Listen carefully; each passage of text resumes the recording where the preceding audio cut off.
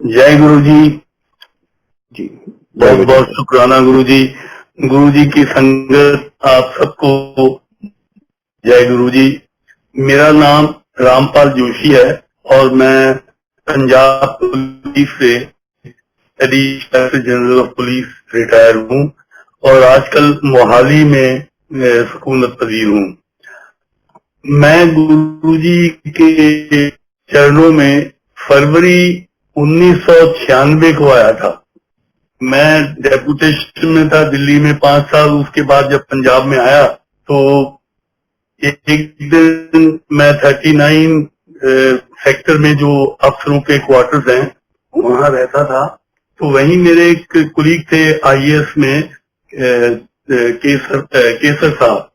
उनका एक दिन टेलीफोन आया कि हमारे गुरुजी हमारे घर आ रहे हैं आज, तो आप भी यहाँ तशरीफ ले आइए और यहीं पर लंगर प्रसाद भी लीजिए। तो मैंने वाइफ से कहा कि हम तो ब्यास के गुरुजी के भगत हैं, लेकिन महापुरुषों के दर्शन करने की बात होती है तो चलते हैं, हम दर्शन करके आएंगे। तो हम वहाँ उनके दौलत खाने पर पहुंच गए करीब 9 बजे। तो गुरुजी रात के 11 बजे वहां पहुंचे। जब गुरुजी तशरीफ लाए तो सारी संगत एक लाइन में खड़ी हो गई और बारी बारी गुरुजी के चरणों में अपना माथा टेकने लगे। तो मैंने अपनी वाइफ यानी अपनी आंटी से कहा कि भाई हम तो हमारे गुरुजी तो ब्यासा वाले हैं, तो हम तो मत्था टेकने की जरूरत नहीं है। तो सारी संगत ने मत्था टेका लेकिन हमने दोनों ने मत्था नहीं टेका। तो जब सारी संगत बैठ गई तो गुरुजी ने हाथ के इशारे से मुझे बुलाया। तो जब उन्होंने मुझे बुलाया तो कोई और भगत थे, उन्होंने सोचा कि उन्हें बुलाया तो वो दौड़ के जाने लगे। तो गुरुजी ने उनको मना कर दिया, फिर मेरी तरफ के इशारा किया। तो मैंने सोचा कि शायद मुझे बुला रहे हैं, तो मैं घबरा गया। मैंने कहा भी अब सारी संगत के सामने शायद मेरी बेइज्जती ना कर दें कि भाई तुमने माथा ही नहीं टेका, क्या समझते हो अपने आप को। तो मैं घबरा गया कि बेइज्जती ना हो जाए। तो मैंने उनके चरणों में साष्टांग प्रणाम बिल्कुल लेट के किया। तो जब मैंने प्रणाम किया तो गुरुजी मुस्कुरा के कहने लगे, नहीं नहीं जोशी जी, तुसी नहीं तुसी नहीं। तो खैर मैं उनके चरणों के पास उसके बैठ गया। तो मैंने कहा गुरुजी आपको मेरे नाम का कैसे पता चल गया? तो मैं तो कभी आपसे मिला नहीं। कहते नहीं नहीं, आप बहुत पहले एक बार अपने फादर इन लॉ के साथ मुझे मिले हो। खैर मुझे याद नहीं आया, लेकिन बैठे जब उसके बाद गुरुजी ने कहा कि आप हफ्ते में 2-1 दिन संगत में आ जाया करो। मैंने कहा जी ठीक है। पहले गुरुजी पंचकुले में तशरीफ फरमा थे। वहां मैं जनरल साहब के घर में थे। जनरल आहूजा थे डॉक्टर आर्मी में, तो उनके स्थान पे रहते थे। वहां मैं 2-4 बार गया तो इतने में पता लगा कि वहां से गुरुजी चले गए। तो मुझे गुरुजी ने बताया था कि वो 33 सेक्टर में जा रहे हैं, लेकिन कई बार गुरुजी जब बात करते समझ में नहीं आती थी मेरे, तो मुझे पता नहीं लगा। तो करीब 15-20 दिन के बाद किसी ने मुझे बताया कि गुरुजी 33 सेक्टर में फलां कोठी में है। तो फिर मैं वहां गया। तो मैंने गुरुजी से कहा गुरुजी बताया ही नहीं आपने। कहते नहीं मैंने तुम्हें बताया तो था। तो खैर तो रोज हम वहां 8 बजे बिल्कुल मामूल से चले जाते थे। बल्कि दफ्तर में इंतजार करते थे कब दफ्तर खत्म हो, कब 8 बजे और हम गुरुजी के जाएं। उस वक्त तो दिमागी कैफियत कुछ ऐसी होती थी कि वो सोचते थे कि किसी तरह जल्दी से जल्दी गुरुजी के पास जाएं कि जैसी फ्लोर की कशिश की तेरी जलवागाह में दीवाने को ना रोक सका कोई राह में। तो ये हाल कैफियत होती थी दिमागी। तो फौरन 8 बजे उनके चरणों में जाकर हाजिर हो जाया करते थे। उन दिनों एक मेरे नायब कानून थे। वो हमारे गांव में पटवारी किसी पद हुआ करते थे, बाद में रिटायर हो गए, लेकिन मेरे साथ उनका आना जाना था। वो खुद भी बड़े ध्यानी पुरुष थे और पूजा पाठ में बहुत किया करते थे। तो एक बार वो मुझे दफ्तर में मिलने आए। तो बाद में मैंने कहा कि तो वहां हम शाम को रोज जाते हैं। तो वो मेरे पीछे पड़ गया, कहने लगा जी महापुरुषों के दर्शन करने तो बहुत लाभदायक होते हैं, आप मुझे जरूर दर्शन करवाइए। तो मैंने कहा कि फलाना नंबर कोठी में आप आ जाना 8 साढ़े 8 बजे, मैं वहीं हूँगा, तो गुरुजी से मिलवा दूंगा आपको। तो वो करीब 9 बजे आ गए। मैं उस दिन लेट हो गया था, वो 8 साढ़े 8 बजे आ गए। उन्होंने मत्था टेक दिया था गुरुजी से। तो जब मैं पहुंचा तो मेरे पास आए, वो कहने लगे कि मैंने मत्था तो टेका लेकिन मेरा तारुफ नहीं हुआ, तो आप मुझे मिलवा दीजिए गुरुजी से। तो मैंने गुरुजी से कहा कि गुरुजी ये मेरे दोस्त हैं, दो दोस्त हैं मेरे, गांव में पटवारी हुआ करते थे, तो ये दोस्त है मेरे। तो कहने लगे अच्छा अच्छा। फिर उसको कहने लगे नाम वाम पूछा, तो उनको कहा उन्होंने कि गुरु ग्रंथ साहब के फला नंबर पेज को पढ़ा करो। तो ऐसे उन्होंने कहा। तो वो मेरा जो दोस्त था वो दरअसल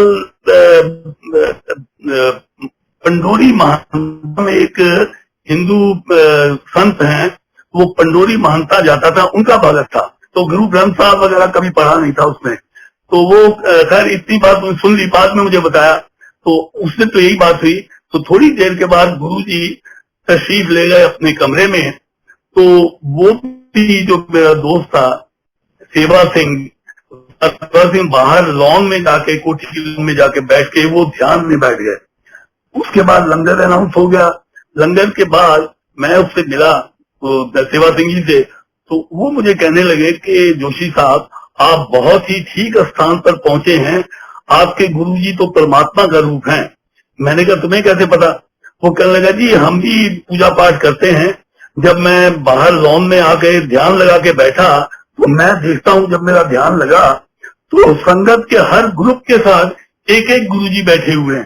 कहता है ये मैं तो कहता हूं कि आप बहुत अच्छे स्थान पे आए हैं, इनका आप पर्दा मत छोड़िएगा, ये भगवान का रूप है। मैंने कहा ये बात एक बार बहुत पहले की बात है कि आंटी ने हमें बताया था कि हम 2-4 आंटियां गुरुजी के चरणों के पास बैठी थी।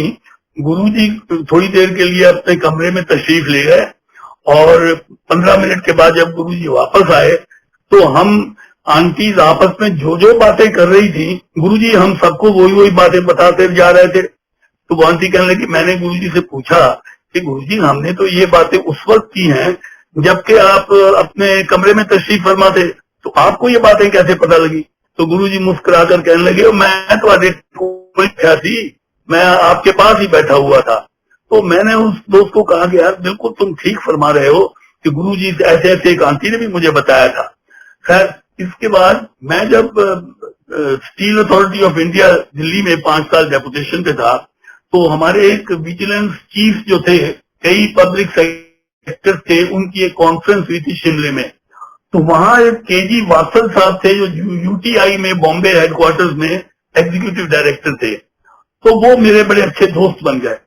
तो जब मैं चंडीगढ़ आ गया डेपुटेशन के बाद, तो एक बार वो चंडीगढ़ में आए।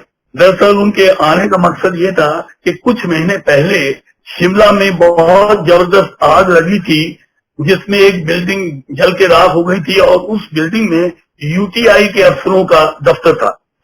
तो उसके बाद जो शिमला के अफसर थे यूटीआई के, उन्होंने कई एक अकोमोडेशन देख रखी थी ये अपना दफ्तर बनाने के लिए, किराए पर लेने के लिए।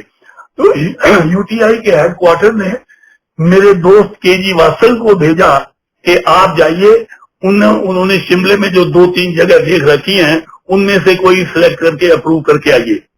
तो वात्सल को मेरा पता था, वो मेरे घर पे आया।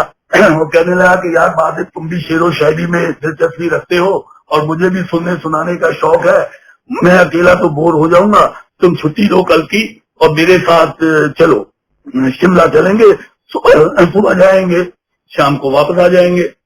तो जब मैं चंडीगढ़ में, मुझे हार्ट अटैक हो गया था और नवंबर 1993 में मेरा बाईपास सर्जरी हुआ था।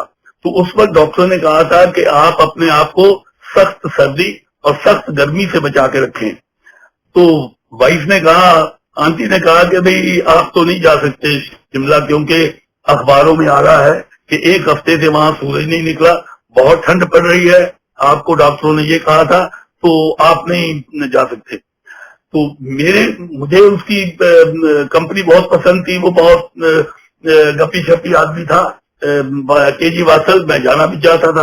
तो मैंने कहा इससे पे चलो गुरुजी के यहाँ शाम को जाना है, तो वहां मैं गुरुजी से अर्ज करूंगा, अगर गुरुजी ने मंजूरी दे दी तो फिर आप तो नहीं मुझे रोक सकती। तो उसने कहा चलो ठीक है।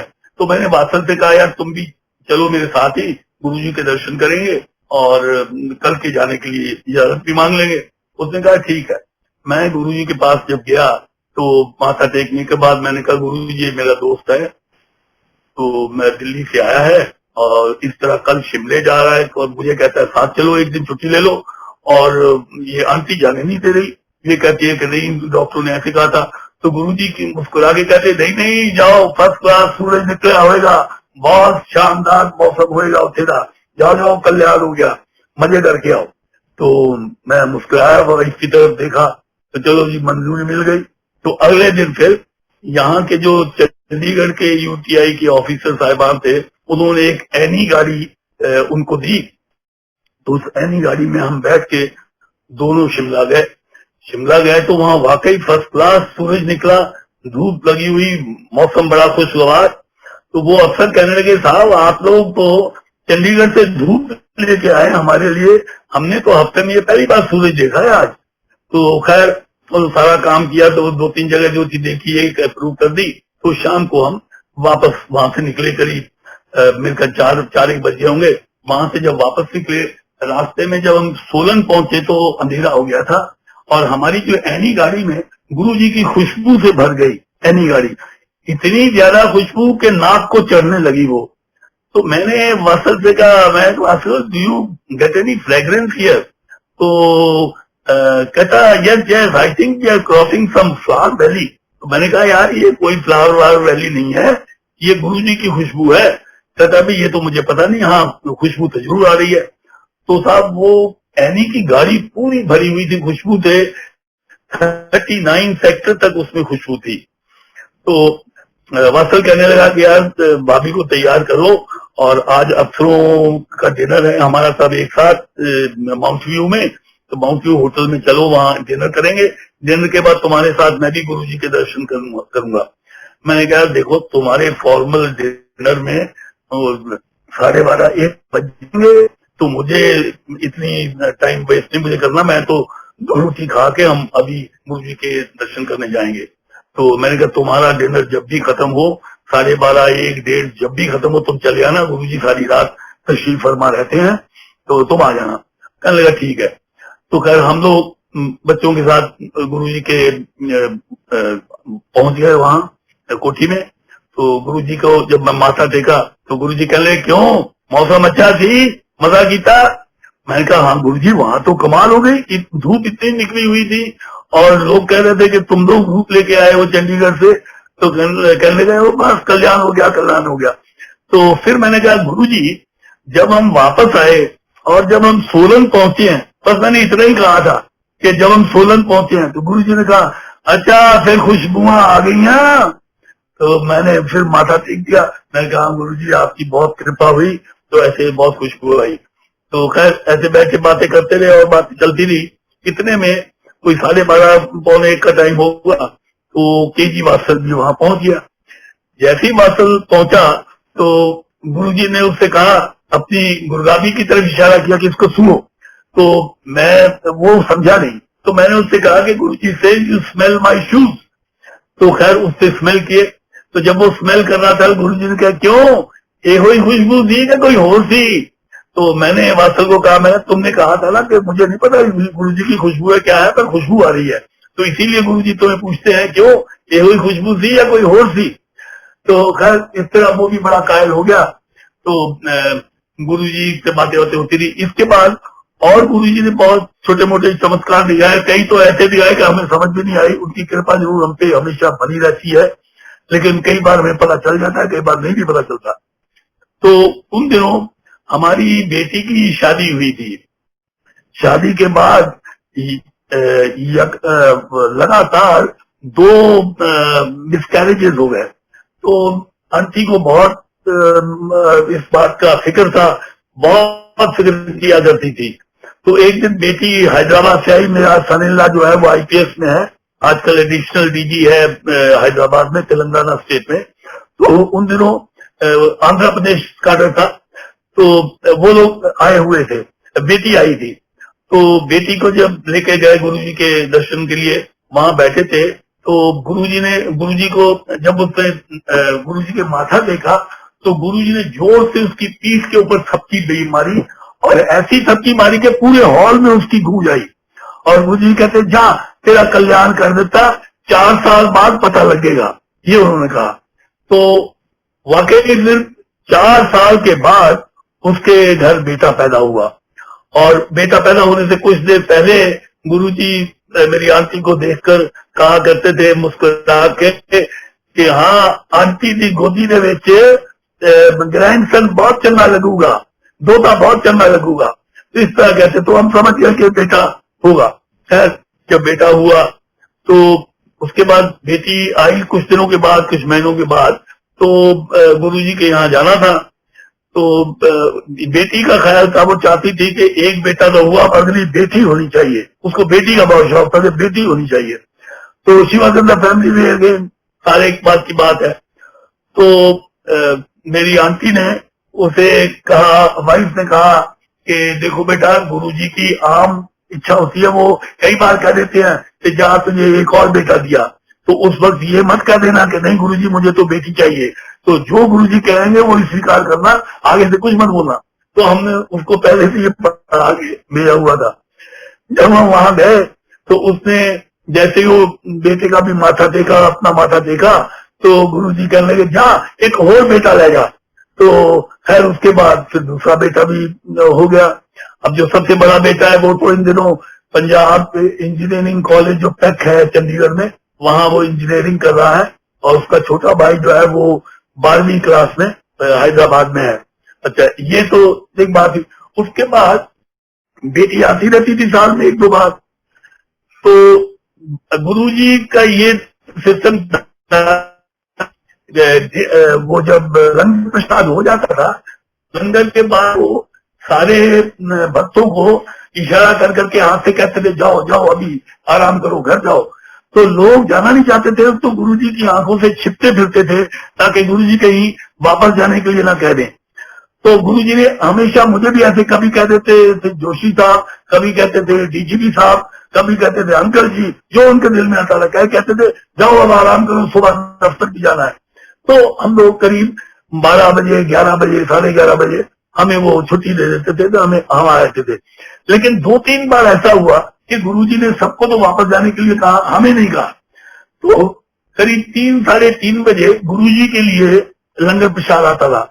तो उस वक्त जो 4-5 फैमिलियां मुश्किल से, या 3-4 फैमिलियां रह जाती थी कोठी में, तो गुरुजी सबको अपने साथ बैठाकर और सबको खाना पर वो लंगर प्रसाद मिलता था, और गुरुजी अपनी थाली से कोई चीज उठाकर सबको प्रसाद के तौर पे बांटते थे। जैसे एक दिन हमें वो आगरे का पेठा होता है, तो वो कहीं से आया था, उन्होंने वो अपने थाली से उठा के सबको वो प्रसाद दिया, और गुरुजी के पास बैठ के सबने खाना खाया।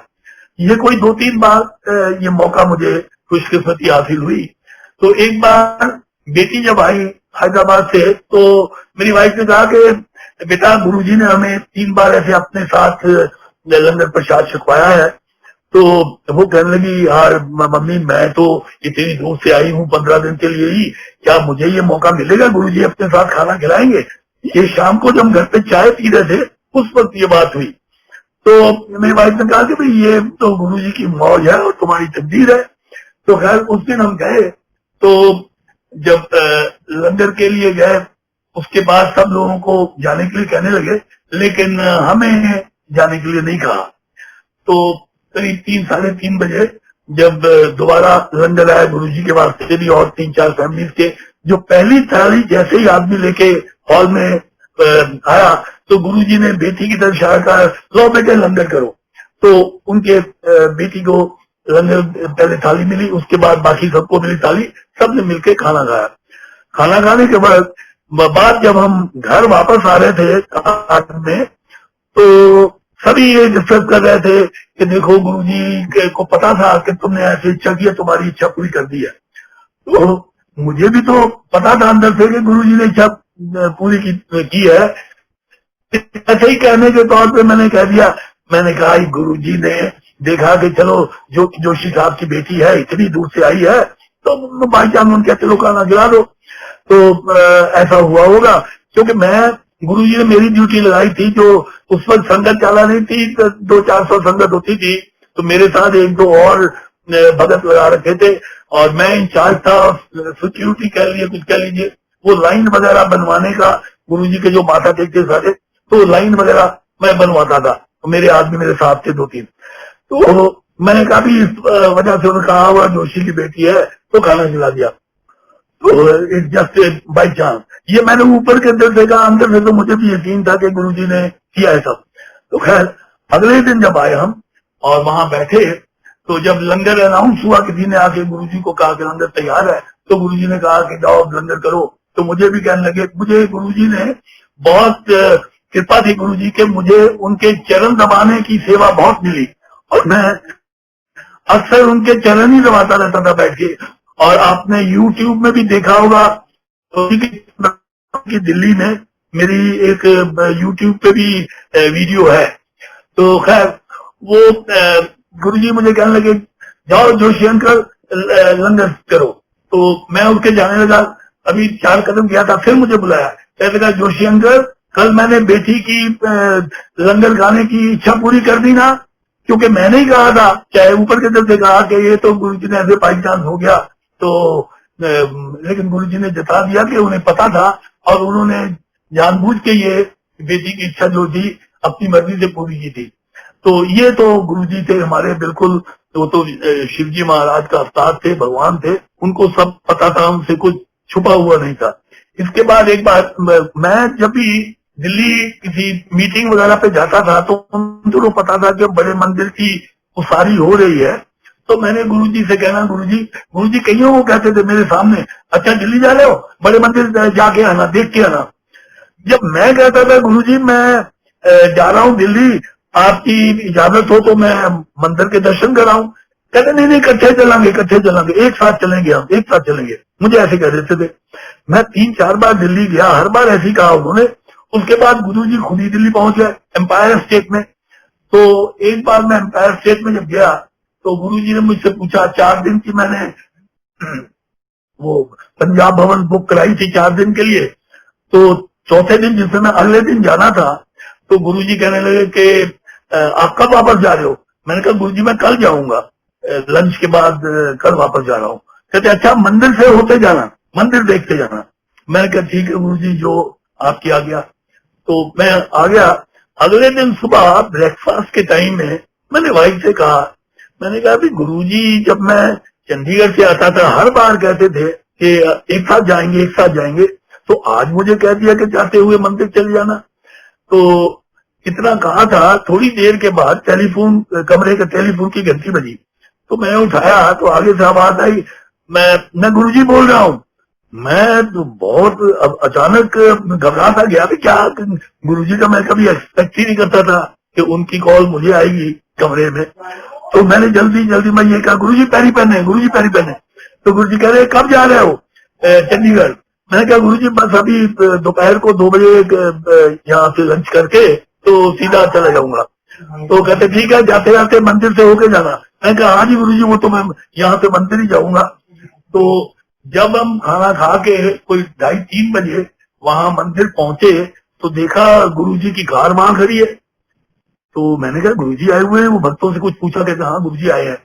तो 8-10 आदमी लॉन में घास के ऊपर बैठे हुए थे। मैंने उनसे पूछा, मैंने कहा गुरुजी कहाँ है? तो उन्होंने नीचे इशारा किया, कहते ये गुरुजी है। तो गुरुजी लेटे हुए थे घास के ऊपर, और वो लोग गुरुजी के हाथ पांव वगैरह दबा रहे थे। तो गुरुजी मुझे देख के कहने आ गए। मैं कहा हाँ जी गुरुजी, मैंने भी माथा टेका। तो गुरुजी वहां पर वो सरदार जी थे, उनका नाम मुझे पता नहीं, रघुवीर अंकल थे। तो वो जो मंदिर की उसारी की देखभाल करते थे, तो उन्होंने रघुवीर अंकल को कहा कि रघुवीर जोशी अंकल को मंदिर दिखाओ। तो वो मुझे ले गए। तो उस वक्त तो मेन बिल्डिंग मंदिर की वही अभी बनी थी। तो उन्होंने दिखाया, यहाँ ये बना, यहाँ वो बनेगा, वो बनेगा, सारा कुछ दिखा के 15 मिनट के बाद तकरीबन हम जब वापस गुरुजी के पास आए, तो गुरुजी उठ के खड़े हो गए तो वापस जाने के लिए। तो उसके बाद मेरे पास उन दिनों छोटी कार हुआ करती थी, ज़ेन। तो ज़ेन थी, मैंने कहा अभी ली थी, तो मैंने कहा गुरुजी कार को ब्लेस कर दीजिए, तो कृपा कीजिए। तो गुरुजी मुस्कुराए, कहते थे ये ब्लेस ही ब्लेस है, वो बड़ी कार आनी है उसको ब्लेस करेंगे। तो ये कह के गुरुजी कार में बैठ गए। तो खैर उसके करीब 1 साल के बाद मैंने फिर वो आर्मी कैंटीन से, क्योंकि मैं एक्स आर्मी हूँ, तो आर्मी कैंटीन से फिर मैंने होंडा सिटी निकलवाई। तो उसके बाद गुरुजी, एक बार मैं गया तो गुरुजी कहने लगे कि कल मत जाओ, ठहर जाओ। 2-3 दिन के बाद मेरे ख्याल कोई फेस्टिवल था, कोई फंक्शन था, तो गुरुजी कहने लगे वो अटेंड करके ही जाना।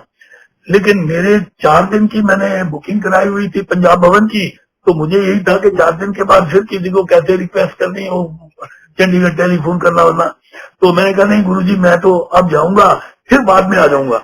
तो गुरुजी ने 3-4 बार मुझे कहा कि, मैंने कहा जी गुरुजी वो पंजाब भवन बुकिंग नहीं है मेरी। कहते नहीं नहीं आप मेरे पास यहाँ ठहरो, यहाँ ठहर जो, कोई ऐसी बात नहीं है।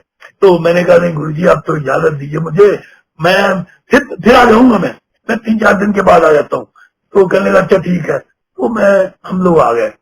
जब यहाँ आए तो उस दिन जब 2-4 दिन के बाद वो फेस्टिवल का दिन था, तो एक दिन पहले हम घर में बैठे सलाह कर रहे थे। तो मेरी वाइफ ने कहा कि गुरुजी तो प्यार में सारी संगत को कहते हैं कि ठहरो ठहरो आ जाओ, तो प्यार में उन्होंने कह दिया हमने देखना है, अभी 3 दिन पहले तो जाके आए हैं, अभी अगले महीने जाएंगे, अभी रहने दो।